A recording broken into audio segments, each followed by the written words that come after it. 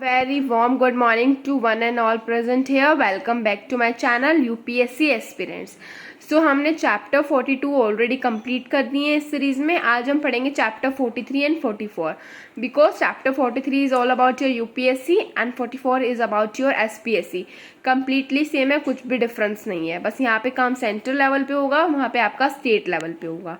ठीक है, चैनल को सब्सक्राइब नहीं कीजिए तो कर लीजिए आप, और अगर आपने टेलीग्राम को ज्वाइन नहीं किया है तो उसको भी कर लीजिए. मैं हर वीडियो में आपको लिंक प्रोवाइड करती हूँ, वहाँ से आप अपने नोट्स ले सकते हैं. ठीक है, तो चलिए अब चैप्टर को अपने स्टार्ट करते हैं. Chapter 43 of M Laxmikanth UPSC. ठीक है, अभी देखिए ये आपका पार्ट 14 में है. देखिए हमने 14 पार्ट कवर कर लिए हैं. आप मुझे कमेंट में बताइए 1 to 14 पार्ट कौन कौन से हैं. इसके आर्टिकल हैं आपके 315 to 323. और ये एक इंडिपेंडेंट कॉन्स्टिट्यूशनल बॉडी है. कौन सी बॉडी है? कॉन्स्टिट्यूशनल बॉडी है. जितनी भी कॉन्स्टिट्यूशनल बॉडीज है ना, मैं आपको इस वीडियो में भी ट्रिक प्रोवाइड करूंगी इसके आर्टिकल्स के साथ साथ. आपको याद करने में आसानी होगी कि कॉन्स्टिट्यूशनल बॉडीज कौन सी है, नॉन कॉन्स्टिट्यूशनल कौन सी है. अब बात करें अगर हम इसकी कंपोजिशन की, तो यूपीएससी में एक चेयरमैन होता है जो कि आपकी पार्लियामेंट डिसाइड करती है, प्लस अदर मेंबर्स होते हैं. यूजुअली 9 to 11 मेंबर्स होते हैं, इससे ज़्यादा एक्सीड नहीं करते हैं. ठीक है, कोई क्वालिफिकेशंस नहीं गिवन है इनकी. ठीक है, एक्सेप्ट क्या चीज़, 1/2 ऑफ मेंबर, मतलब half of members should hold office for at least 10 years either under government of India और स्टेट गवर्नमेंट. मतलब जो 1/2 मेंबर्स हैं आपके, वो या तो आपके 10 साल तक आपको ऑफिस होल्ड करेंगे, या तो आपकी सरकार जो कि सेंट्रल में केंद्र सरकार के अंडर, या फिर आपकी स्टेट गवर्नमेंट के अंडर. ठीक है, इनका टेन्योर वही 6 years या फिर 65 years of age, whichever is earlier. और अगर इनको रिजाइन करना है तो रिजाइन किसको कर लेंगे? पार्लियामेंट को रिजाइन कर देंगे. ठीक है, ये सिर्फ प्रेसिडेंट इनको रिमूव कर सकते हैं. इनका ग्राउंड भी क्या है, अगर मिसबिहेव किया है तो मिसबिहेवियर के ग्राउंड पे इनको रिमूव किया जा सकता है. जो चेयरमैन और जो मेंबर्स है उनका रिमूवल मेंशन किया गया आपके कॉन्स्टिट्यूशन के अंदर. ठीक है, इनकी सैलरी CFI से जाती है. ठीक है, जो चेयरमैन है, नो रिटायरमेंट अपॉइंटमेंट, रिटायरमेंट के बाद कोई अपॉइंटमेंट नहीं होता है चेयरमैन का फर्दर रीअपॉइंटमेंट. हाँ, पर जो उसके मेंबर्स हैं जो 9 to 11 मेंबर्स में आते हैं, उनका रीअपॉइंटमेंट हो सकता है. ठीक है, यूपीएससी को क्या बोला जाता है? Watchdog of merit system in India. UPSC is to be watchdog of merit system in India and it has only advisory nature towards government of India. ये सिर्फ एडवाइस कर सकता है, उन पे कोई डिसीजन थोप नहीं सकता कि आपको ऐसा करना है वैसा करना है. नहीं, सिर्फ और सिर्फ आप उनको एडवाइस दे सकते हो. सो contains only and only advisory nature towards the government of India, towards your central government.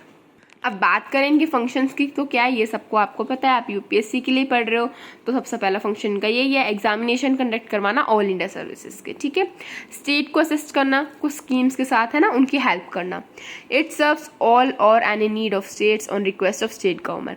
अगर स्टेट गवर्नर ने को रिक्वेस्ट किया है तो ये स्टेट्स की जो नीड है उनको सर्व करते हैं. ठीक है, जितने भी डिसिप्लिनरी मैटर्स हैं वो सब इनके अंडर आते हैं. ठीक है, टेम्परेरी अपॉइंटमेंट्स ये कर सकते हैं. Matter related to grant of extension of service and reemployment of retired servants इनके हाथ में है. अगर किसी केस में ऐसा लग रहा है कि भैया हमें एक्सटेंड कर देना चाहिए इनके टाइम पीरियड को, तो वो कर सकते हैं, या फिर उनको रीअपॉइंट भी कर सकते हैं दोबारा से, रिटायर्ड सर्वेंट्स जो हो चुके हैं. ठीक है, any matter related to personnel management, ये सब क्या है इनके फंक्शंस हैं. तो ये था आपका क्या यूपीएससी के बारे में कंप्लीट हो गया हमारा, है ना. अब आते हैं हम स्टेट पीसीएस पे, है ना, एसपीएससी पे. तो ये क्या है, इसमें बस एक ही डिफरेंस है टेन्योर का. इसमें जो आपका टेन्योर है वो 62 years है, यूपीएससी में 65 years है. बाकी सब कुछ यूपीएससी की तरह सेम है. पार्ट 14 वही है एंड आर्टिकल्स भी सेम है, 315 to 323. ठीक है, तो आपका स्टेट पीसीएस भी आपका कंप्लीट हो चुका है, स्टेट पीएससी सॉरी.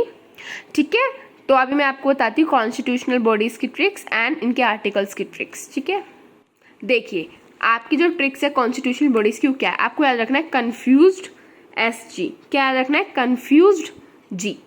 ठीक है, जैसे अब हम बोलते हैं ना आप क्यों कंफ्यूज्ड हो, तो उसके पीछे G लगा देना, क्यों हो आप कंफ्यूज्ड G.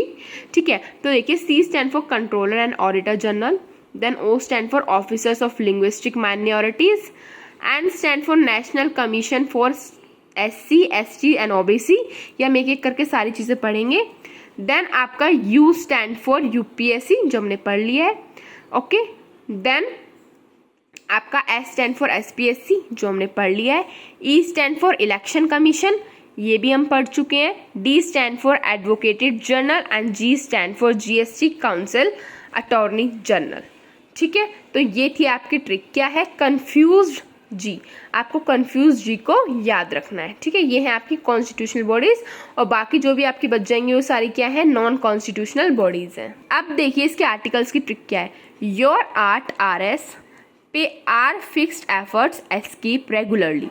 आई नो थोड़ा सा ट्रिकी है बट स्टिल आपको याद रखना है। Your art are as pay are fixed efforts escape regularly. Your U stand for union, then A stand for appointment and term of members, RS stand for removal and suspension of members, P stand for power, R से H stand for holding of office by members, then F stand for functions of commissions, E stand for extend functions of public service commission, then again E stand for expenses and R stand for reports of public service commissions. तो ये थी आपकी trick. Same articles आपके किस में? State में है, कोई डिफरेंस नहीं है। सो आज के लिए इतना ही। Bye bye, take care, have a nice day.